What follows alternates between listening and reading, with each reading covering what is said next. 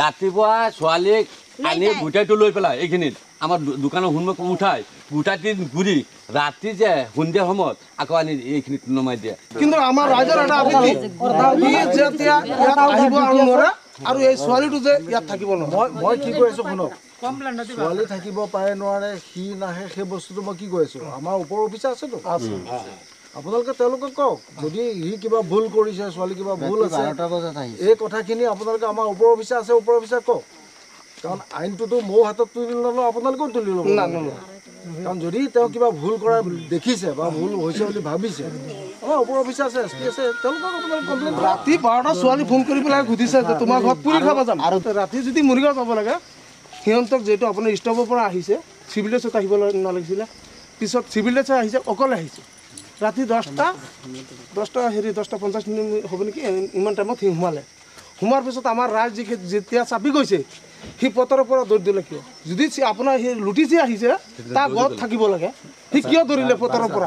সি বুলি কৈ আছে, সি মানে ছাৰ আপোনাৰ আৰক্ষী বিষয় হয়, সেই নাম কি আছিল? পংকজ দা।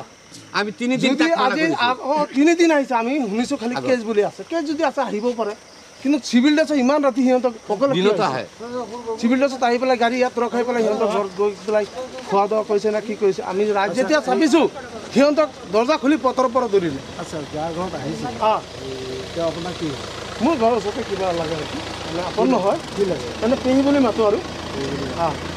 তাক সুধিছোঁ, এনেকুৱা কৈছোঁ তোৰ পুতৰ পেহী যেতিয়া আমি কৈছোঁ যে আপোনাৰ ঘৰত ইমান ৰাতি মানুহ আহে কিহৰ কাৰণে, সিহঁতক মোৰ ঘৰত লাগি নাচাওঁ, কোনোবা ক'ব নোৱাৰিম। আচ্ছা, এটা কথা কওঁ মই, তেওঁ আহিছে ঠিক আছে, মানুহ হ'লে মানুহ আহিছে, সেইটো বাৰু তেওঁ কি উদ্দেশ্যত আহিছে কি আহিছে বেলেগ কথা। এনেই আপোনালোকে কিবা বেয়া পজিশ্যনত পাইছে নেকি আপোনালোকে? বেয়া পাইছোঁ তো, সিহঁতৰ চিভিল ড্ৰেছ আহিছে ৰাতি যদি সিহঁতক সেইটো কথা সোধা নাই। বেয়া আমি পজিশ্যনত কেনেকৈ পাম? সিহঁতক ইয়াত বহি মদ চদ খাই পেলাই পিছত সোমালে ঘৰত। সিহঁতক যদি তাৰ ভিতৰত কিবা ঘটনা কৰিব অহা নাই, সিহঁতক কিয় পথৰৰ ওপৰত ধৰিলে?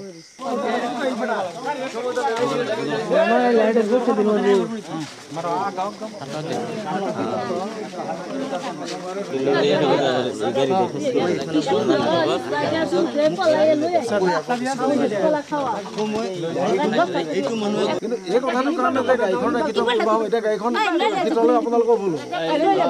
মই এই থৈ গ'লেওতো বেয়া হয়। গাড়ীখন আপোনাক দি দিম আমি গাড়ী নাৰাখোঁ। ছাৰ শুনি লওক ৰাতিপুৱা ছোৱালীক আনি গোটাইটো লৈ পেলাই এইখিনিত আমাৰ দোকানৰ সন্মুখ উঠাই গোটাটি ঘূৰি ৰাতি যে সন্ধিয়া সময়ত আকৌ আনি এইখিনিত নমাই দিয়ে। এইটো কোনটো আইনত আপোনালোকে? শুনক এই বস্তুটো কেতিয়া হৈ আছে? আৰু 3 দিন হ'ল। 3 দিন আগত মানা কৰিছোঁ। যদি আপোনাৰ মোৰ কথাখিনি শুনক, যদি আপোনাৰ তেনেকুৱা হৈছে, তেওঁ মোতকৈ তলৰ অফিচাৰ, আমিতো থানাত আছোঁ, মইতো এইফালে অহা যোৱা কৰি থাকোঁ, আপোনালোকে মোক দেখিছে?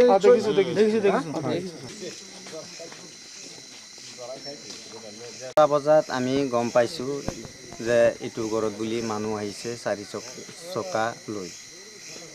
কিহৰ মানুহ আহিছে ইমান ৰাতি আমাৰ সন্দেহ লাগিছে। আমি 20-30টা ৰাইজ গৈছোঁ, যোৱাৰ পিছত সিহঁতে গম পাই গ'ল। গম পোৱাৰ পিছত ঘৰত দৰ্জা আছিলে 2টা, এটা ইফালে আছে আৰু এটা ইফালে।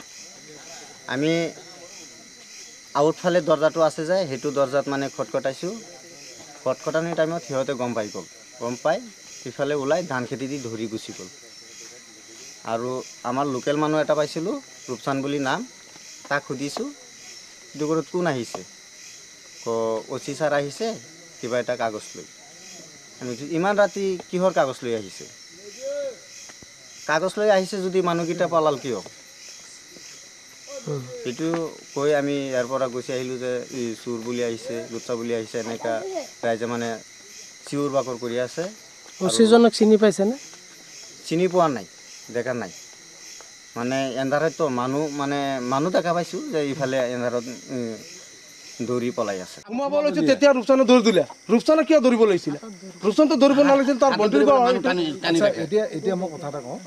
এতিয়া ৰাতি হ'ল, আপোনালোকে কিবা এটা হয়তো সন্দেহ কৰি বা কিবা এটা কৰি পেলাই আপোনালোকে সেইখিনি কৰিলে এতিয়া কথা হ'ল কি আপোনালোকৰ যিখিনি ক'বলগীয়া কমপ্লেইন আছে এতিয়া মই ডিউটিত আছিলোঁ মই আহিলোঁ অফিচাৰ আছে দৰকালে আমাৰ CDSP আছে তেওঁলোকৰ লগত আপোনালোকে সেইখিনি কথা ক'ব পাৰে আৰু এতিয়া কথা হ'ল কি তেওঁ গাড়ীখন এৰি বা যিয়েই নহওক বা তেওঁ পলাল যি নহওক মই গাড়ীখন লৈ যাম আৰু আপোনালোকে কি কমপ্লেইন আছে সেইখিনি কাইলৈ অফিচত বা CDSP তেওঁলোকৰ লগত আপুনি ক'ব পাৰিব হ'ব কি নাম পংকজ দা গাড়ি নিব পংকজ দা গাড়ি অন্য বগাবর আবার আবার থানা আছে বিক্রি আবার কেড়ে যাবো না না ভাড়া ভাঙে দিব মই এটা